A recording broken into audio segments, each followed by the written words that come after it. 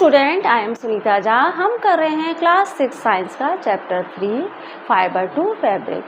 हम कर रहे हैं नेचुरल फाइबर जो हमें प्लांट से मिलता है। अपने प्रीवियस वीडियो में हमने कॉटन फाइबर पढ़ा था जो हमें कॉटन प्लांट से मिलता है। यहाँ हम पढ़ेंगे जूट फाइबर जो हमें जूट प्लांट से मिलता है। तो जूट फाइबर को डिटेल में पढ़ने से पहले मैं एक बार आपको जूट फाइबर की इमेज दिखा देती हूँ।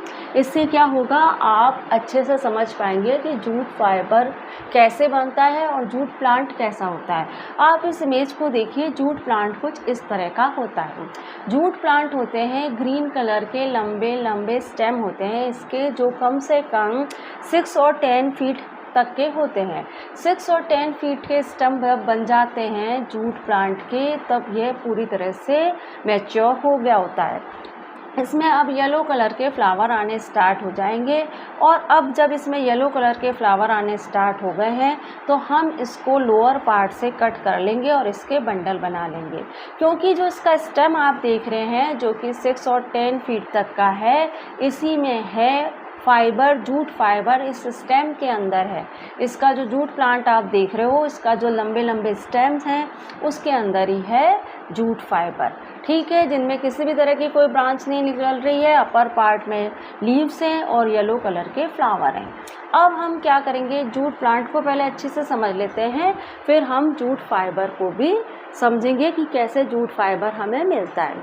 अब आप देखिए कि जो जूट प्लांट है वो कल्टीवेट किया जाता है रेनी सीजन में। रेनी सीजन में जूट प्लांट को कल्टीवेट किया जाता है और इसके लिए लोमी, सैंडी और कई प्रकार की सॉइल में ये उग जाता है। लोमी, सैंडी, क्लेली सॉइल इसके लिए अच्छी होती है। ठीक है, अब क्या है कि इसको हार्वेस्ट किया जाता है 5 और 6 महीने के अंदर इसको हार्वेस्ट कर लिया जाता है। क्योंकि ये 5-6 महीने के अंदर 6 और 10 फीट तक के लंबे लंबे ग्रीन कलर के स्टेम इसमें तैयार हो जाते हैं। इसमें ग्रीन कलर की लीव्स आने लग जाती हैं और येलो कलर के फ्लावर आने लग जाते हैं। अब ये हार्वेस्ट के लिए तैयार हो गए हैं। इनको क्या करते हैं, इनके लोअर पार्ट से काट दिया जाता है और फिर क्या करते हैं, इनके बंडल बना लेते हैं और बंडल बना के इनको डाल दिया जाता है धीमी गति से बहते हुए पानी में सोक होने के लिए इनको डाल दिया जाता है। ऐसा इसलिए करते हैं क्योंकि इनके जो स्टेम हैं उसके जो इंटरनल पार्ट हैं उसमें फाइबर है। धीमी गति से बहते हुए पानी में जब ये 15-20 दिन तक रहेंगे तो क्या होगा, इनका जो ऊपर का बार्क है वो कैसा हो जाएगा, सॉफ्ट हो जाएगा, गल जाएगा और उसके अंदर का फाइबर आउट करना ईजी हो जाएगा। तो क्या करते हैं, 15-20 दिन के अंदर इन बंडलों को आउट कर लेते हैं और फिर इनके अंदर जो फाइबर होता है उसको निकाल लिया जाता है। आप देखिए कुछ इस तरह के बंडल बना दिए जाते हैं।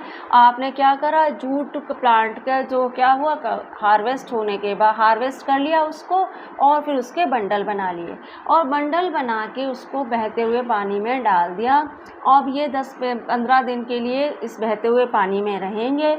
अब क्या करा जाएगा, इनको बाहर निकालने के बाद इनमें से फाइबर निकाला जाएगा। अब उस फाइबर को भी क्लीन वाटर में, बहते हुए क्लीन वाटर में वॉश किया जाएगा और फिर उसे सनलाइट में सूखने के लिए छोड़ दिया जाएगा। आप यहाँ इस इमेज में देखिए, इस तरह से इन फाइबर को निकालने के बाद सनलाइट में सूखने के लिए छोड़ दिया जाता है। अब ये कुछ दिन तक सनलाइट में ऐसे ही सूखते रहेंगे और उसके बाद क्या किया जाएगा, इन फाइबर को मिल में भेज दिया जाएगा इनका जूट का थ्रेड बनने के लिए, जूट का यार्न बनने के लिए। और जब जूट का थ्रेड और यार्न बन जाएगा, जिस तरह का मटेरियल चाहिए उसी तरह का थ्रेड बना लिया जाएगा। अगर आपको क्या डेकोरेटिव पीस चाहिए तो थोड़ा उसका थ्रेड मोटा बनेगा, या फिर आपको फैब्रिक वगैरह बनाना है तो थ्रेड पतला बना लिया जाएगा। इस तरह से तरह तरह के जूट के थ्रेड बनाए जाएंगे और कई तरह के जूट के मटेरियल बनाए जाएंगे, जो मैं आपको अभी भी बताऊँगी कि जूट से हम क्या क्या मटेरियल बनाते हैं, जूट के यूजेस क्या क्या हैं, वो भी हम अभी थोड़ी देर में पढ़ेंगे। पहले हम ये देख लेते हैं कि हम जूट फाइबर लेते कैसे हैं। तो आपको मैंने बताया जूट फाइबर कैसे लिया जाता है। और जब जूट के फाइबर को पानी में बंडल बना के पानी में सोक करने के लिए डाला जाता है और उस प्रोसेस को क्या कहते हैं, उस प्रोसेस को कहते हैं रेटिंग। जूट के फाइबर को हमने क्या करा, उसकी कटिंग कर ली, उसको हार्वेस्ट कर लिया, उसके बंडल बना लिए। वो बंडल बनाने के बाद जब हमने सोक होने के लिए डाला धीमी गति से बहते हुए पानी में, तो उस प्रोसेस को कहते हैं रेटिंग। अब देखिए बोर्ड पे मैंने यही सब लिखा है, हम एक बार पढ़ लेते हैं, जो चीज़ें बताना भूल गई हूँ वह भी देख लेंगे। तो देखते हैं क्या लिखा है जूट के बारे में। Jute is produce from the bark of jute plant. Jute जो होता है वो प्रोड्यूस होता है जूट प्लांट की बार्क से। कहने का मतलब है कि जूट प्लांट का जो तना होता है और उसका जो ऊपरी हिस्सा होता है वो बार्क होता है, उसके अंदर होता है jute. These are biodegradable, durable and strong fibre. Jute जो है वो बायोडिग्रेडेबल है। बायोडिग्रेडेबल से मतलब है कि ये डिकम्पोज हो जाते हैं, माइक्रो ऑर्गेनिज्म इन्हें डिकम्पोज कर देते हैं। अब क्या होता है, जो सिंथेटिक फाइबर होते हैं वो तो क्या है, नॉन बायोडिग्रेडेबल है, क्योंकि माइक्रो ऑर्गेनिज्म उस पर अपना असर नहीं डाल पाते हैं। लेकिन जो हमारा जूट प्लांट है वो बायोडिग्रेडेबल है।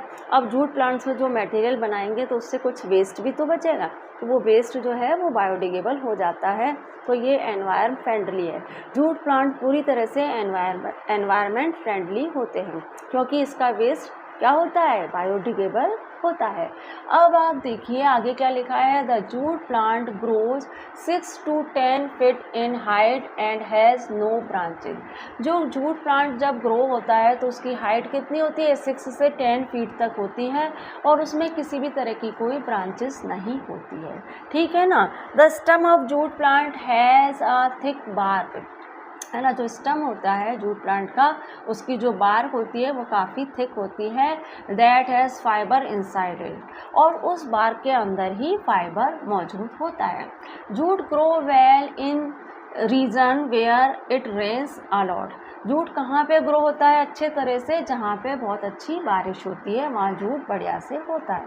It is use for making strong packing material. जो स्ट्रॉन्ग पैकिंग मटेरियल होते हैं उसमें जूट का यूज़ किया जाता है। अभी जूट के यूजेस पढ़ाऊंगी तब आपको बताऊंगी किस तरह से जूट का स्ट्रॉन्ग पैकिंग मटेरियल में यूज़ होता है।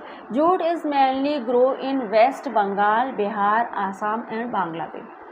जूट मुख्य रूप से कहाँ पे ग्रो होता है, वेस्ट बंगाल हमारे इंडिया में है, बिहार, आसाम ये हमारे इंडिया के स्टेट है, और बांग्लादेश क्या है, हमारा नेबर कंट्री है। तो यहाँ पे जूट मेनली ग्रो किया जाता है। It is cultivate during the rainy season. ये रेनी सीजन में कल्टीवेट किया जाता है, उगाया जाता है। कल्टीवेट का मतलब उगाया जाना, ये रेनी सीजन में उगाया जाता है। And harvested at flowering stage. The stem of the plant are tied into the bundle and soaked in the pond water, है ना, for a few days। अब ये कहा जा रहा है कि इसको कल्टीवेट किया जाता है रेनी सीजन में और हार्वेस्ट कर दिया जाता है जब इसके अंदर फ्लावर आने स्टार्ट हो जाते हैं। फ्लावरिंग स्टेज पर इसको हार्वेस्ट कर दिया जाता है। स्टेम जो इसके होते हैं उनके बंडल बना लिए जाते हैं, जैसा कि मैंने आपको इमेज में दिखाया था, और इनको सोक करने के लिए डाल दिया जाता है पॉन्ड में फ्यू डेज के लिए, ठीक है। This process is known as retting, और उसी प्रोसेस को हम कहते हैं रेटिंग, ठीक है ना। जो जूट को हार्वेस्ट करने के बाद उसके बंडल बनाना और बंडल को सोक करने के लिए 15-20 दिन के लिए डाल देना धीमी गति से बहते हुए पानी में, इस प्रोसेस को रेटिंग कहते हैं। During the sinkage the gummy substance holding the jute fibre to the stem rot and the fibre separate out. अब क्या होता है, जब सिंकेज होते हैं, जब ये सिंक हो जाते हैं, अच्छे से डूबे हुए होते हैं, तो इसके अंदर जो गमी सब्सटेंस होता है, जो जूट का जो ऊपर का पार्ट होता है वो गल जाता है, और वो गमी और स्टिकी से होता है, तो उसको क्या करते हैं, वो क्या होता है, सॉफ्ट हो जाता है, और फिर उसको हटा लिया जाता है, उसको सेपरेट कर दिया जाता है। ऊपर का जो पार्ट होता है वो गमी और स्टिकी सा हो जाता है, और उसे हटा लिया जाता है, और उसके अंदर से फाइबर निकाल लिया जाता है। The fiber are washed in clean running water and dried in the sun। और फाइबर को फिर क्या करते हैं, क्लीन रनिंग वाटर में वॉश करते हैं, जैसा कि मैंने आपको बताया था, और फिर सूरज की रोशनी में सूखने के लिए छोड़ देते हैं, जैसा मैंने आपको इमेज में मैं दिखा चुकी हूँ किस तरह से सनलाइट में जूट का फाइबर सूखता है। All this process are carried out by hand. और ये जितना भी प्रोसेस होता है ना कि जूट को प्लांट को उगाना है ना, उसके बाद उसका हार्वेस्टिंग करना, उसके बाद बंडल बनाना, फिर उसको सोक करना बहते हुए पानी में, फिर उसके बाद उसमें से फाइबर निकालना है ना, स्टम में से फाइबर निकालना है, जितना भी प्रोसेस होता है ये हैंड से होता है। और इस प्रोसेस को बहुत ही ध्यान से किया जाता है ताकि जो फाइबर है वो टूटे नहीं और लंबे लंबे अच्छे फाइबर मिल सकें। तो इस तरह से स्टूडेंट हमने यह जाना कि जूट प्लांट से कैसे हम जूट का फाइबर ऑब्टेन करते हैं। अब जूट प्लांट के बारे में आपको एक बात और बतानी है कि जूट प्लांट को हम गोल्डन फाइबर भी कहते हैं, क्योंकि ये होते हैं शाइनी और ऑफ वाइट कलर के होते हैं, इसलिए हम इसे गोल्डन फाइबर भी कहते हैं। मैं आपको जब जूट का यूजेस बताऊंगी तो आपको एक साइड में इस पॉइंट को भी लिख दूंगी ताकि आपके एग्ज़ाम में आए तो आपको याद रहे कि जूट प्लांट को गोल्डन फाइबर भी कहते हैं। अब हम जूट प्लांट के यूजेस देख लेते हैं, तो हम चलते हैं हमारी अगली स्लाइड की। Use of jute. अब हम जूट के यूज़ देख लेते हैं।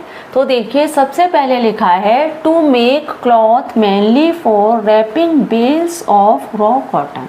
तो जो रॉ कॉटन होता है उसकी जो बेल्स होती हैं उनकी रैपिंग जूट के क्लॉथ से की जाती है। यहाँ पे यही लिखा हुआ है। मैंने आपको बताया था रॉ कॉटन की बेल्स कैसी होती है, जब मैंने आपको कॉटन पढ़ा रही थी तब मैंने आपको बताया था कि रॉ कॉटन की बेल्स कैसी होती हैं। ये जो बेल्स होती हैं इनकी रैपिंग होती है हमारे जूट के क्लॉथ से। यहाँ आप इस इमेज में देखिए, यहाँ आप देख रहे हो कि जो रॉ कॉटन है उसकी जो रैपिंग हो रही है वो हो रही है जूट के क्लॉथ से। तो जूट का क्लॉथ कुछ जूट के फाइबर से इस तरह से बना लिया जाता है जो रैपिंग में काफ़ी काम आता है। अब आप देख रहे हो कि ये जो क्लॉथ है ये बहुत ज़्यादा जो इसके जो थ्रेड है वो बहुत ज़्यादा आपस में क्लोजली वीव नहीं हुए हैं, दूर दूर वीव हुए हैं, क्योंकि इनका यूज़ हम कर रहे हैं रैपिंग में। तो इस तरह से इसका क्लॉथ बना लिया जाता है जो इसमें थ्रेड बहुत ज़्यादा क्लोजली वीव नहीं होते हैं और रैपिंग में काम आ जाता है। तो ये इस तरह से हम देख रहे हैं कि जो बेल्स होती हैं कॉटन की उसमें इसका क्लॉथ यूज़ हो जाता है। आगे देखिए to make sack ropes carpet curtain and cushion. तो जो सेक होते हैं, जो बोरे होते हैं, रोप्स होते हैं, कारपेट होते हैं, कर्टेन होते हैं और कुशन वगैरह, ये जो मटेरियल है ये बनाने में भी जूट का फाइबर काफ़ी काम आता है। ठीक है। To make coarse cloth. Coarse cloth से आप क्या समझते हो? कोरस क्लॉथ का मतलब होता है झीना कपड़ा। तो झीना कपड़ा जैसा कि आपने देखा अभी रैपिंग में यूज़ कर रहे थे जो क्लॉथ, वो भी कोरस क्लॉथ ही था। तो कोरस क्लॉथ बनाने में भी ये जो क्या होता है काम में आता है। झीना कपड़ा जो बहुत ज़्यादा और दूसरे कामों में बैग थैले वैले बनाने में काम आ जाता है। तो कोरस क्लॉथ जो होता है वे भी हम जूट के फाइबर से बना लेते हैं। Its fibre are woven into hessian cloth and backing for linoleum and carpet. इस फाइबर का यूज़ हम करते हैं, इससे हम वूवन करते हैं हेसियन क्लॉथ। हेसियन क्लॉथ का मतलब होता है वही कोरस कपड़े से ही मतलब है। ऐसे क्लॉथ हम हेसियन क्लॉथ इससे वूवन कर लेते हैं और हम इससे बनाते हैं लिनोलियम जो कि फ्लोर कवरिंग है और कारपेट। फ्लोर कवरिंग और लिनोलियम बना लेते हैं। यहाँ पे बेकिंग वर्ड यूज़ किया है तो ये इसलिए यूज़ किया गया है क्योंकि लिनोलियम जो फ्लोर कवरिंग बनाते समय क्या होता है, जब जूट फाइबर के साथ और भी चीज़ें मिक्स की जाती हैं जैसे कि गम है, ऑयल वगैरह है, तो वो सब यूज़ करके बनाया जाता है लिनोलियम जो फ्लोर कवरिंग है। इसलिए यहाँ पे बेकिंग वर्ड जो प्रोसेस होता है ना उसमें बेकिंग वगैरह भी होती है, तो यहाँ पे इसीलिए ये वर्ड यूज़ किया गया है। तो लिनोलियम फ्लोर कवरिंग बनाते हैं हम जूट के फाइबर को यूज़ करके और कारपेट हम बनाते ही हैं। आपने आपके घरों में जो कारपेट देखे हैं उसमें जूट का फाइबर यूज़ होता है मेनली। ठीक है। और तो यहाँ पे जो हेसियन क्लॉथ का मतलब यही है कि जो झीने कपड़े होते हैं रैपिंग वगैरह के लिए जो काम में आते हैं, कोरस कपड़े होते हैं, वो हम उनको वूव कर लेते हैं हम जूट के फाइबर से और लिनोलियम फ्लोर कवरिंग और कारपेट भी बना लेते हैं। It is use to make sugar and coffee bag. Sugar और कॉफ़ी के जो बैग हैं, अच्छा आप एक मिनट ये देख लीजिए, ये देखिए ये जो लिनोलियम का फ्लोर कवरिंग है ये क्या है, लिनोलियम की है। इस तरह की होती है लिनोलियम की फ्लोर कवरिंग, यहाँ पे आप इस इमेज में देख लीजिए। ठीक है, अब आगे देखते हैं। It is use to make sugar and coffee bag. इसका यूज़ शुगर और कॉफ़ी के बैग बनाने में भी किया जाता है। शुगर और कॉफ़ी के बैग हम बना लेते हैं जूट फाइबर से। अच्छा, आगे है fine quality jute is also use to make jute fabric from which cloth are made.